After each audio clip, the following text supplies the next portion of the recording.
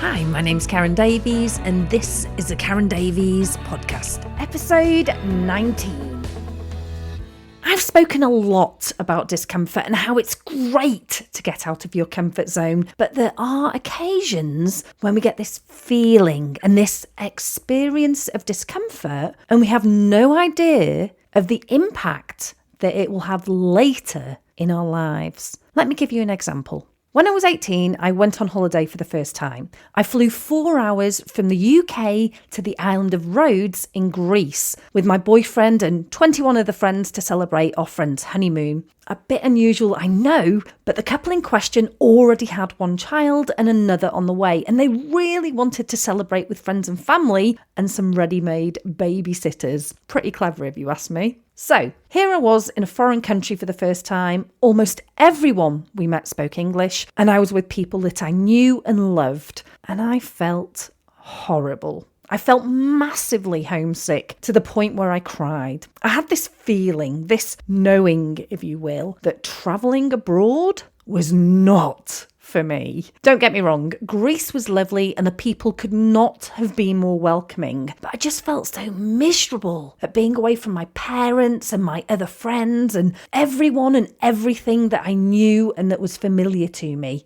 At that moment, I was adamant that I did not like going abroad. Oh, the irony. Fast forward to just 12 months later, and I found myself back in Greece for an entire 3 months, not on holiday, but this time working as a holiday rep. Somewhere in those preceding 12 months, I'd moved away to university, gotten a part-time job in a hotel, and decided that I wanted to do something different during the summer. I'd always been an extrovert, no surprises there, so the life of a loud and outgoing holiday rep really appealed to me. And despite having never been on one of their holidays, I applied to Club 1830, which, as it turns out, was the most outgoing, loud and wild holiday company that there was, as proven by both my own experiences and the TV programme Club Reps that followed during the subsequent years. Another time that I felt uncomfortable was during negotiations with the union regarding accommodation on a huge construction project in rural South Australia. At the time, I was 30 years old and it was my first ever time working on a construction site and managing accommodation for all the people on the job. The local council had refused to allow us to build a camp for the 6-month job and insisted that we use local accommodation instead, which would have been fine if they had enough hotels and apartments. As it turned out, they were very short, and we found ourselves having to resurrect long abandoned motels to put people into, as well as renting rooms above lively pub-cum nightclubs.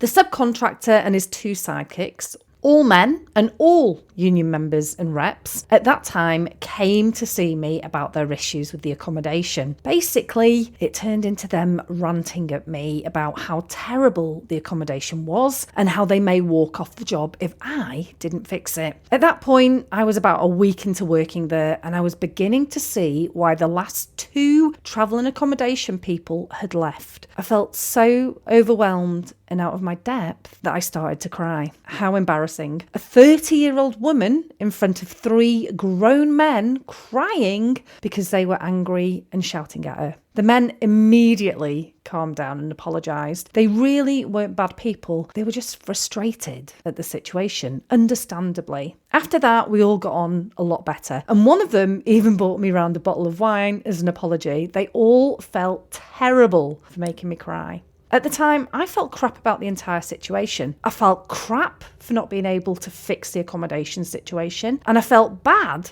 for allowing those guys to make me cry. But fast forward a few years and I found myself once again sat across the table from a couple of union members and a delegate. This time I was being lambasted for disciplining 2 workers for falsifying their timesheets. The union was getting stuck into me, much worse than the 3 blokes all those years before. This time there was name calling and criticism directed towards me, and honestly, it was like water off a duck's back. Thanks to that first experience all those years ago and subsequent experiences, I had gained some perspective and some much needed coping skills. I knew that shouting and name calling was just a distraction from the facts and the process. I also knew that this particular delegate liked to put on a show for his members. How did I know this? Because he told me before we went into the room. He'd said, "You know, Karen, I can see that they've been falsifying the timesheets, but I've got to play my part. You know what I mean?" Yeah, I did know. As an aside, I do support unions. They have done many great things for the way we work in Western civilization. They've given us set working hours, livable wages, paid holidays, superannuation or retirement funds. But there is a minority, like in any industry, of members, delegates and reps that act as I've described. And thankfully, they are in the minority. I am, however, grateful for this minority because they have taught me how to roll with the punches and grow from these experiences. There have been so many situations in my life like that at the time I hated.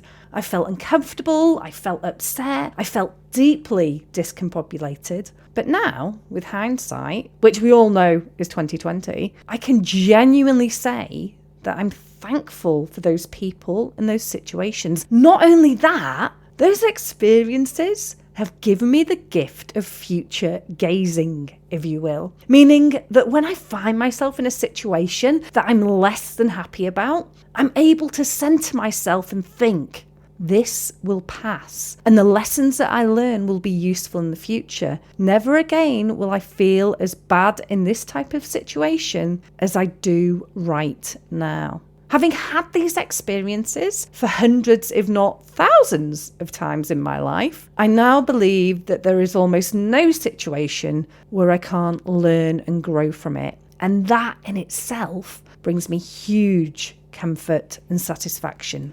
People listening in the first part of each of those stories may at first see failure. I mean, at the time, that was how I saw it.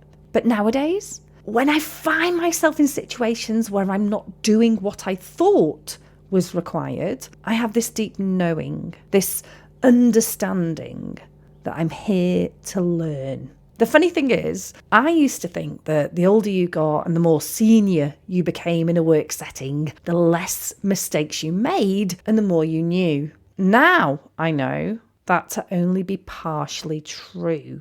The truth is, if you're messing up and making mistakes, then there are two things to take away from this. One, you can't get any worse. You're already starting from zero. I know I was. And two, if you just keep going, if you keep taking on board the lessons and implementing them, then you will get better. So the truth is, the people that are the best at things have failed and messed up many, many, many more times than those who are failing at the start. The older we get and the more senior we get, we just make different mistakes, and we only stop growing when we get scared of messing up and looking stupid. Remember, you get to make the rules. You get to decide to either be embarrassed by a seeming failure or to learn from it and try again. So my challenge to you is to fail at something this week and to have fun failing, whether it's trying a new task or a new hobby, taking on something new at work, or trying something for the first time, reading a really hard book that you don't fully understand, or applying for a job or promotion. I want you to give it your absolute best shot. And whether you fail or not, I want you to have fun with it. And if you don't fail, then you need to go out and try something else. So far this week, I've failed at trying to clean and jerk at my gym. That's a type of lift for those who don't know. I didn't at the start of this week. I failed at trying to save money. I failed at applying for a number of different board director roles. I failed at relaunching my course. I failed at planning and booking a trip to the UK. I failed at getting to my desk and starting work at 9 a.m. And that's all just this week. But guess what?